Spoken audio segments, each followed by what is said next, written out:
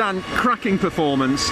We spoke earlier about you needing a good start to this weekend, and you've laid a marker down there. Brilliant, well done. Just brilliant, and again from my guys, from our qualifying, that's the qualifying that we've been doing that's earned us, second overall as best qualifier. I think we've had a really great Saturday car, every session quicker than the last, and peaking only a couple of hundredths away from a car that is very good, but equally has got a lot more boost than I've got. So on another day with more boost, that's a pole position car. I'm really, really pleased. If you'd have told me I'd be second before we started, I'd have snapped your hand off. So, you take it. Yeah, of course, when you learn there's a couple of hundredths here and you had it for a while, of course you're disappointed. But ultimately, I'm on the front row of the grid for tomorrow's starting race, and I've got an opportunity to take some points and podiums and hopefully take the fight to Darrell, because that's my job. These proved to be quick, and you say you were on pole at one point with about 60 seconds to go.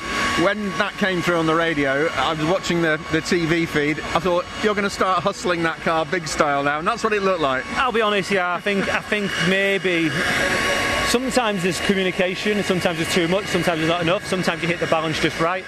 I knew when I crossed the line. As a driver, you kind of get an idea of what your performance is and what you might need to do, and 29.1 in Q2 was a great lap. 28.96 or whatever it is in Q3 is a great lap. Another tenth and a half. It's purely in bravery. But no one said at that point, Dan, you're on pole. And no one said, obviously, you've been pipped by the smallest of margins. I actually probably went a bit too gung-ho. Okay. On the last lap, it wasn't smooth, it wasn't neat.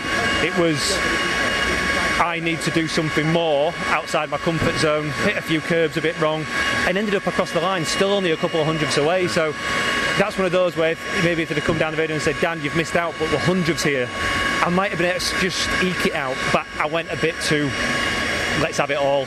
But you weren't to know. He might have done a 28.8 or 28.6, in which case it'd have been like, well, I ain't doing that unless I find a miracle. So, yeah, I'm happy. As much as obviously I want the pole position, it would have been nice to finish with one.